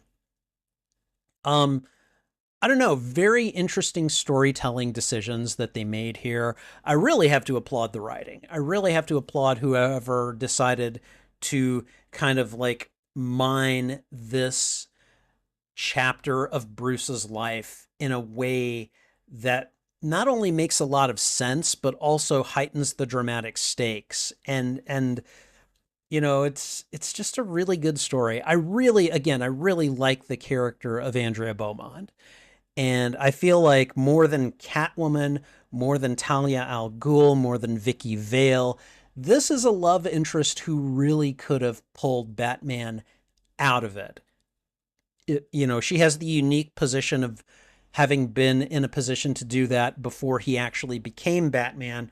But even after they've both donned costumes and started, fighting bad guys, there's still like that glimmer of like maybe we could both just walk away from this.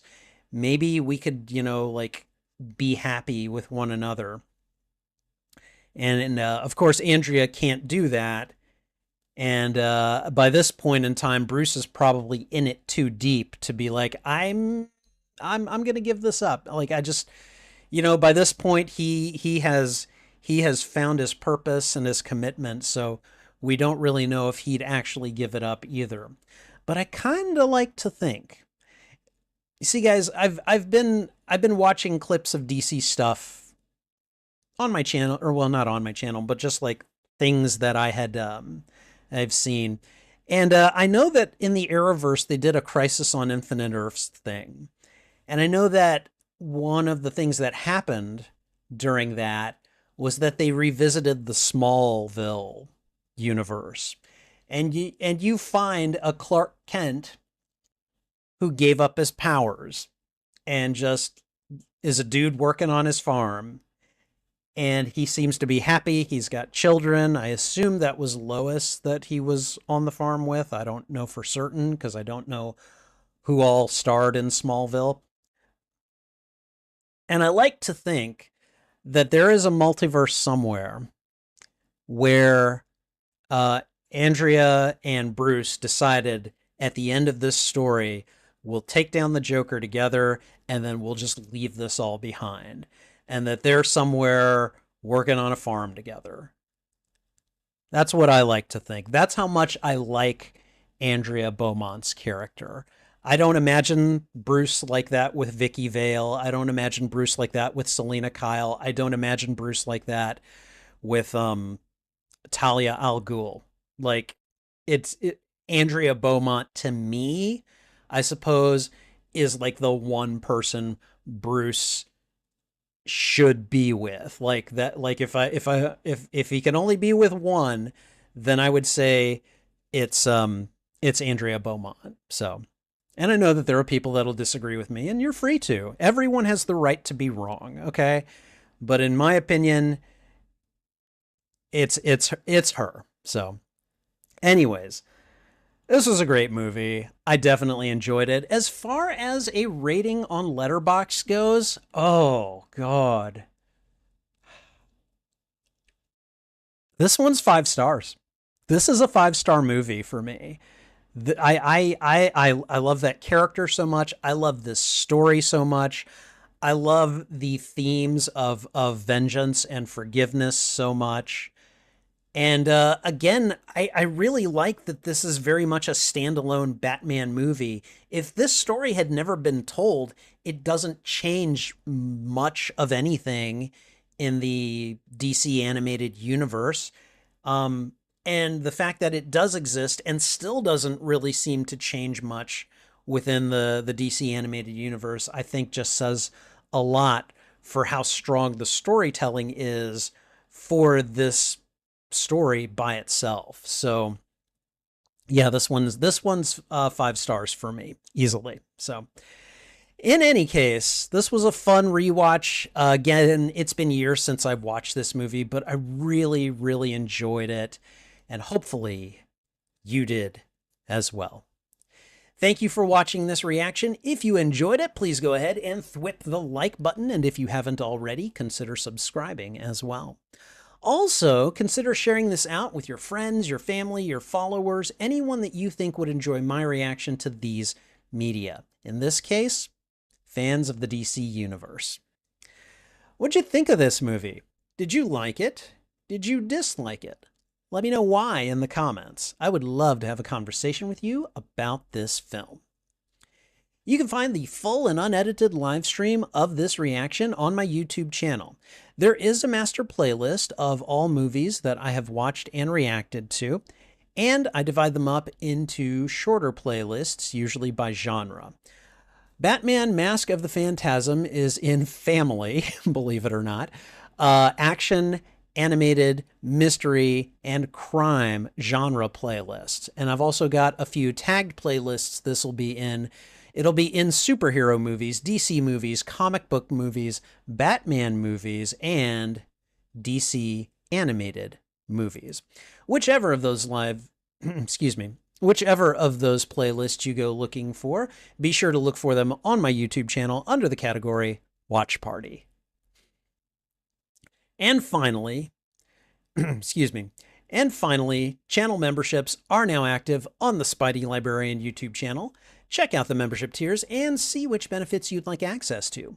Perks include shoutouts, members-only videos, members-only live streams, and early access to selected uploaded content, as well as a few other benefits. And that's not even mentioning my custom emotes and badges, which I think look pretty good. Check out the membership tiers today and see which perks you'd like access to. All right, and I think that's it. So thanks again for watching. This is Spidey Librarian, and until my next stream or upload, I'll be wishing you a good day. Okay, let's go ahead and check, see what you guys were saying. I know I was talking to CG and Marshlands quite a bit at the beginning, and Hunter. There we go. All right. Voice cast is shown in the end credits. Yeah, I learned that. Batman Mystery of the Batwoman is free on YouTube. Okay, nice. There are some DC animated movies that you can watch on YouTube for free, which is just wild to me, but I know it's a thing that exists. So, all right. CG says that Mask of the Phantasm didn't do very well when it came out. However, it has a lot of fans. Some fans like it more than the live action films. It's a good story. It's a really good story, and one that I can see a lot of people identifying with. And I mean, I'm one of those people. So All right. Let's see. Gene Siskel and Roger Ebert reviewed Mask of the Phantasm and they really liked it. Gene Siskel infamously wasn't a fan of Mark Hamill as the Joker, but CG respects his opinion. I mean, I don't know that I can respect that opinion. People can have their own opinions. That's fine. CG likes that. Commissioner Gordon completely trusts Batman. He's a true friend to Batman. Yeah, in this movie, it's like the only reason he appeared was to say, "I'm not helping you. He's not doing it. You guys got the wrong man, and you guys do this on your own. I'm not helping." And that is that like brief appearance. He was just like the ride or die there. He's like, "Nope, nope. He's not guilty. You guys are wrong. Go figure it out." All right. CG feels like Bruce and Andrea's relationship is really rushed. They had a little talk at a grave place and they suddenly start kissing passionately after seeing each other again.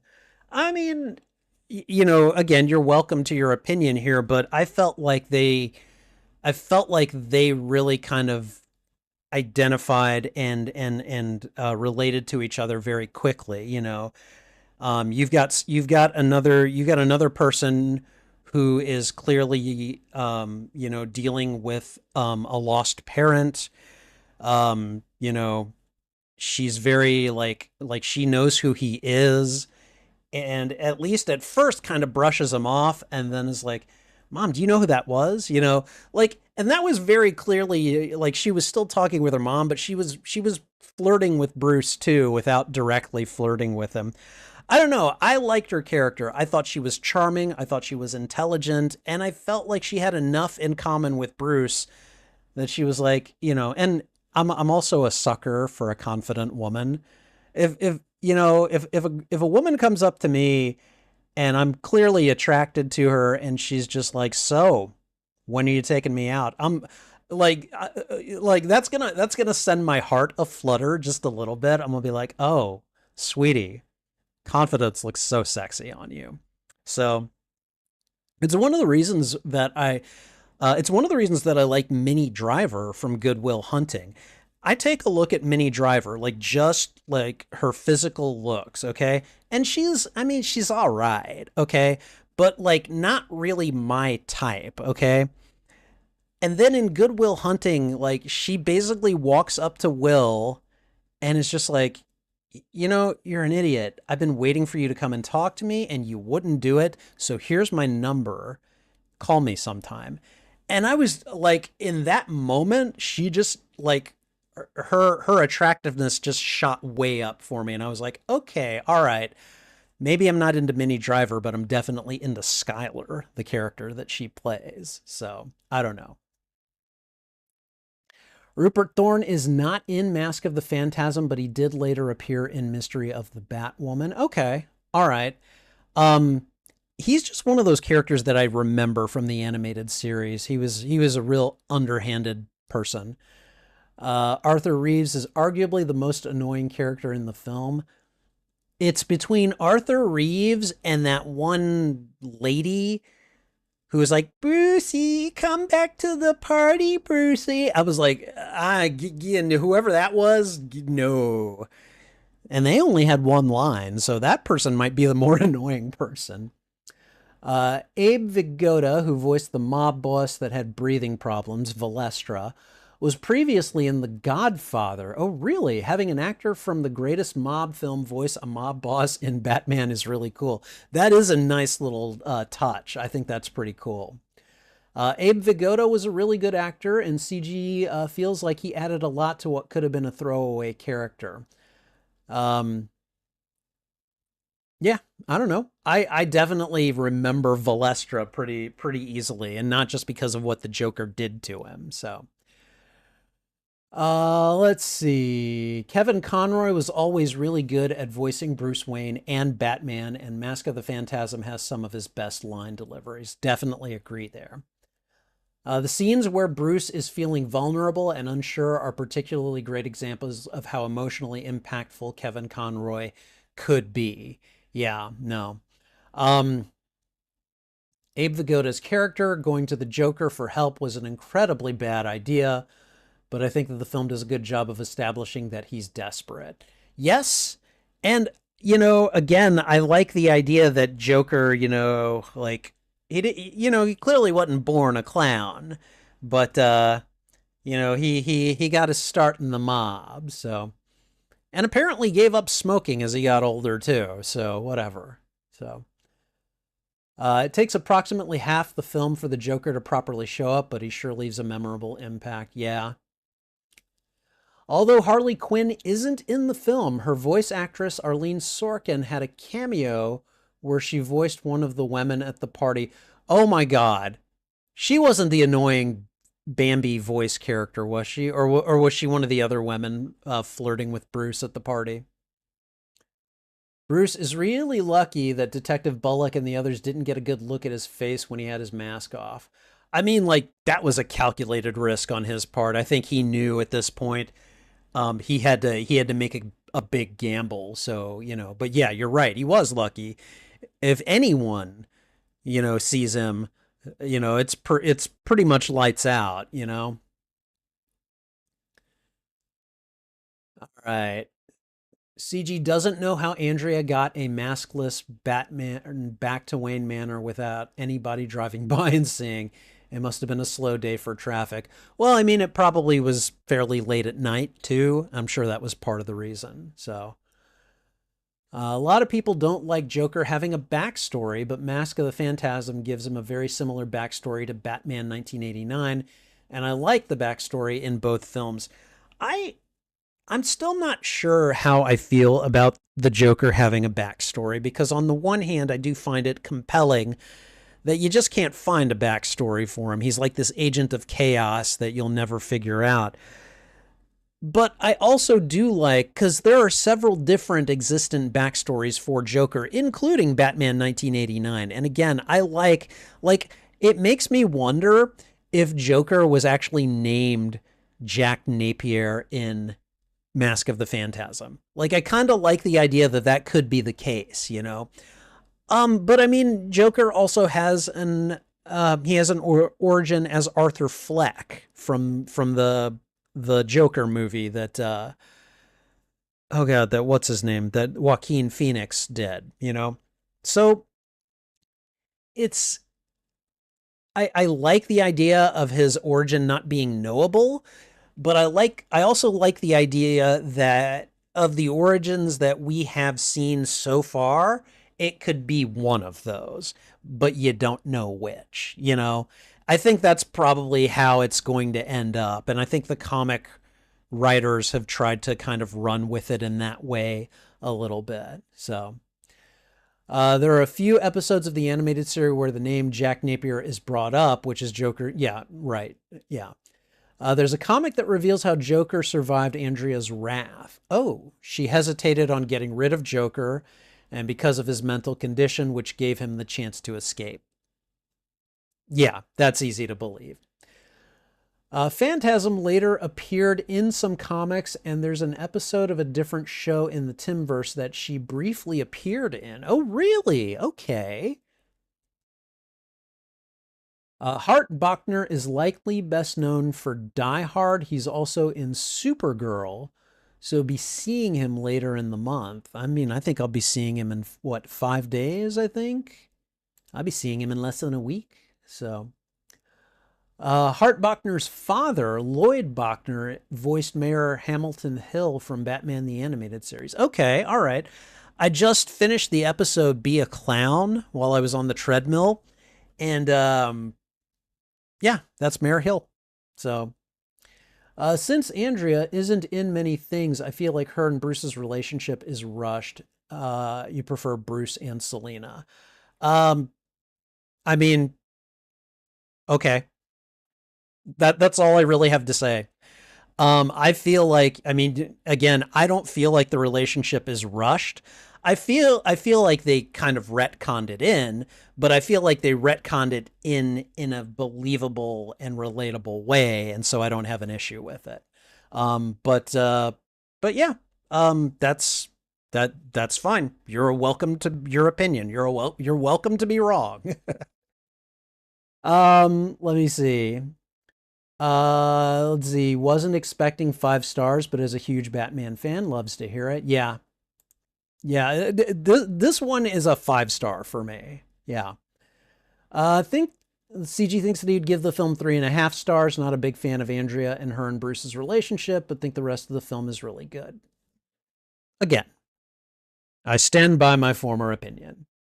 Um, CG actually prefers Sub-Zero, the second film in the Timverse, which I don't think I've seen. And I think I need to watch that at some point. There's so much good stuff in the DC media field that there's no way I'm going to be able to cover it all in a month. So we'll do at least one more DC theme month in 2026, and you never know, I might do two. That's not a promise, but it could happen. I'm just saying. So all right, guys. I think this has been a really good, a really, really good. Oh God, brain doesn't want to work. This has been a really good watch party. There we go. I think I'm gonna go ahead and head off, take care of a few things, and then I'll be back later for Tulsa King, which again has Dana Delaney in it, just like today's movie. So, um, but anyways, I'm gonna head off, do a couple of things, and I might actually do subs. I might do Tulsa King a little bit early tonight. I might do it at 9 instead of 10, just because I at 10 o'clock Sunday night just seems kind of ridiculous, and I don't need to do it, and so yeah, I just may do that a little bit earlier tonight. So.